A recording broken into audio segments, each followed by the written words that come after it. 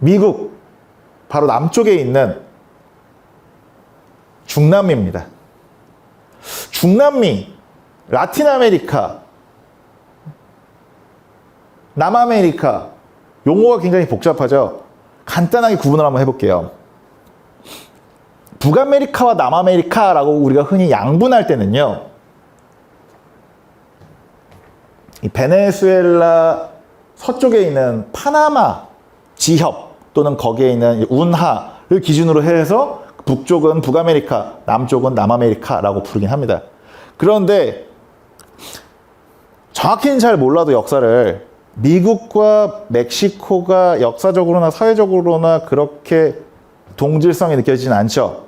그래서 멕시코부터 뭐 과테말라, 온두라스 등등의 작은 나라들을 따로 떼서 부르기도 합니다. 그걸 이제 중미라고 하죠.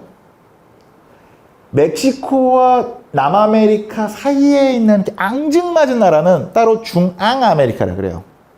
그리고 그 중앙아메리카에서 멕시코까지 포함을 하면은 남미랑 북미 사이에 있다고 해서 아까 메소포타미아 할 때 그 메소 있죠? 그걸 써서 메소아메리카라고 합니다. 멕시코부터 작은 나라들 메소아메리카. 그리고 멕시코부터 남쪽에 있는 아르헨티나까지 다 합친 그 지역을 우리가 중남미라고 부릅니다. 그리고 이거를 라틴 계열의 유럽 국가들의 영향을 많이 받은 아메리카다라고 해서 라틴 아메리카라고 부릅니다. 그래서 보통 라틴 아메리카라는 문화적 용어랑 어떤 지리적인 중남미 용어는 거의 동의어로 쓰이긴 하는데 막상 라틴계 나라가 아니라 다른 유럽의 나라들의 영향을 받은 지역들도 있곤 해서 뭐 섞어 쓰기도 하고 조금 다른 의미가 있다라고 말하긴 하는데 우선 이 정도로 뭐 아는 척 할 수 있을 정도로는 간단하게 말씀을 드렸고요. 제가 뭐 용어 구분을 하러 온 게 아니니까 중남미의 지리를 미국과 한번 비교해 볼게요. 이게 미국 지도고요. 이게 중남미 지도입니다. 아까 미국 지도는 간단하게 말씀을 드렸으니까 중남미 지도를 좀 빠르게 말씀을 드릴게요. 양 사이드에 산지가 있습니다.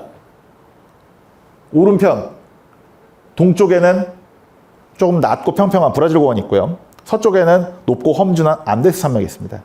그리고 대륙 한 가운데에는 아마존강, 평평한 땅에 넓은 유형 면적을 가진 아마존강이 흐릅니다. 이거 아까 미국이랑 비슷하지 않나요? 로키 산맥, 에팔레치아 산맥, 미시시피강 유역 비슷하잖아요. 그런데 자세히 보면은 다릅니다. 남아메리카가, 중남미가 상대적으로 남쪽에 있죠. 실제로 이 아마존강 유역의 적도가 흐릅니다. 이 적도가 흐른다라는 의미는 그만큼 덥고 열대기후라는 거죠. 상대적으로 조금 시원하고 온화한 미시시피강 유역은 어떻게 보면 농사도 잘 되고 내륙 수온을 이용하기도 좋은데 열대기후에 있는 이 아마존강 유역은요 늪지대고 늪지대라서 농사가 잘 되지도 않아요. 그리고 억센 풀, 열대우림이라서 그런 억센 풀들을 먹고 자라려면 살아남으려면 동물들도 억세집니다. 아마존강에서 우리가 생각하는 아마존강 하면 생각하는 떠오르는 동물들이 뭔가요? 악어, 아나콘다 같이 뭐 굉장히 속된 말로 좀 빡센 동물들이죠. 그만큼 이 지역에는 가축화하기도 힘듭니다. 농사도 안 되고 가축도 없고 심지어 늪지대라서 제대로 된 내륙 수온을 이동하기도 힘듭니다. 그래서 이 중남미는 열대기후와 굉장히 가깝기 때문에 상대적으로 이렇게 고원지대에 사람들이 많이 살아요. 고대 문명인 아스테카 문명, 아즈텍 문명, 그리고 잉카 문명 왼쪽에 있는 지도와 지형도와 비교를 해보시면 느낌이 오실 겁니다. 실제로 아스테카 문명, 아스텍 제국의 수도였고 현재까지도 멕시코의 수도인 현 멕시코 시티 그리고 구 테노치티틀란이 어디 있냐면요. 멕시코 고원 한 가운데 있습니다. 그리고 남아메리카 최고의 문명이라고 불리는 잉카 문명도 이 안데스 산맥에 있습니다. 내륙 평원이 워낙 덥다 보니까 상대적으로 높은 고원지대에 가서 사람들이 살고 그곳에서 문명을 꽃피우는 거죠. 이게 미국과 중남미가 다른 역사를 갖게 된 이유입니다.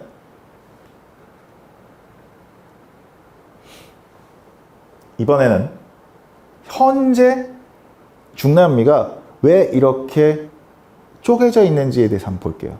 미국은 하나의 나라로 통일이 되어 있잖아요. 근데 중남미는 희한하게 이렇게 쪼개져 있습니다.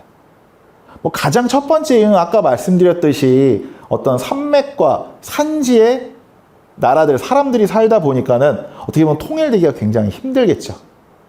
두 번째, 이 식민지 때문에, 식민 지배이기 때문에 일어나기도 해요. 다 분홍색으로 되어 있는데 브라질 지역만 초록색으로 되어 있죠. 이게 식민 시대 때부터 갈라져 있습니다. 서쪽에 있는 핑크색 지역은요, 스페인 식민지였고요. 그리고 동쪽에 있는 포르투갈은, 아니죠. 브라질은 포르투갈 식민지였어요. 요게 이제 1494년 그 테르도시오스 조약 때문에 생긴 건데, 그러니까 이게 당시에 남아메리카 대륙을 대상으로 해서 스페인과 포르투갈이 식민지 경쟁을 할 때, 당시 이제 교황이 중재해서 딱 이 아메리카 대륙의 동쪽만 포르투갈 식민지를 하게 하자라고 조약을 맺으면서 이 브라질 지역에 어떻게 보면 포르투갈인들이 진출할 수 있게 됐고, 나머지 지역은 스페인이 점령을 하고, 근데 이 스페인 식민지들도 산악지대가 워낙 많고 그리고 늪지대들도 많다 보니 하나의 부왕령, 하나의 총독이 다스리기보다는 조금씩 쪼개지는, 뭐 누에바 에스파냐, 누에바 그라나다, 페루, 리오데아 플라타 등등으로 쪼개지면서 지금처럼 어떻게 보면은 다양한 나라들로 분열을 하게 되었습니다. 제가 계속 이제 지도 얘기를 하긴 했는데요. 뭐 미국과 중남미의 역사가 이렇게 무조건 지리적으로 지도적인 요인 때문에 다른 길을 걷게 됐다라고 하는 데는 어폐가 있기는 합니다. 제가 간단하게 말씀을 드리자면은 영국 식민지였던 북아메리카의 미국 같은 경우는요, 처음에 이주를 할 때부터 어떻게 보면은 영국 입장에서 조금 그 불편한, 종교적으로 탄압을 많이 받던, 어떤 사회적으로 경제적으로 빈약한 이들이 많이 이주를 해왔습니다. 그러다 보니까 조금 더 자유롭고 조금 더 자기들 나름의 어떤 사회를 일구기 위해 노력을 했지만, 반대로 스페인, 포르투갈의 어떻게 보면은 그 금창고라고 불렸던 이 남아메리카 같은 경우는요, 왕실에게 인정을 받는 귀족들이 이주를 해왔고, 이후에도 부왕과 총독을 중심으로 해서 위임 통치, 엔코미엔다라고 하는데, 위임 통치를 해서 어떻게 보면 스페인에 있었던 그 보수적인 체계가 중남미에도 그대로 이식이 돼요. 그리고 이게 독립 이후에도 바뀌질 않고 그 지역의 군벌들이 그 스페인 귀족들의 역할을 대신합니다. 반대로 미국은 꾸준하게 자용농을 기르고 자유로운 분위기 속에서 어떻게 보면 발전을 하게 되죠. 그리고 상대적으로 미국이 독립할 수 있었던 18세기 말, 그러니까 1776년, 1783년 같은 경우는 유럽이 한참 혼란한 시대였습니다. 프랑스 혁명이라든지 나폴레옹 전쟁 시기를 통해서. 그런데 이 남아메리카, 그러니까 중남미가 독립을 했었던 18세기, 19세기 초, 1820년대는요, 그 나폴레옹 전쟁이 끝나고 유럽 자체가 굉장히 보수적으로 바뀌는 분위기였기 때문에 중남미에 있는 나라들이 적극적으로 자유롭게 발전할 수 있는 분위기가 아니었습니다. 이렇게 어떤 중남미가 미국과는 좀 다른 길을 걷게 된 이유에 대해서 살펴봤고요.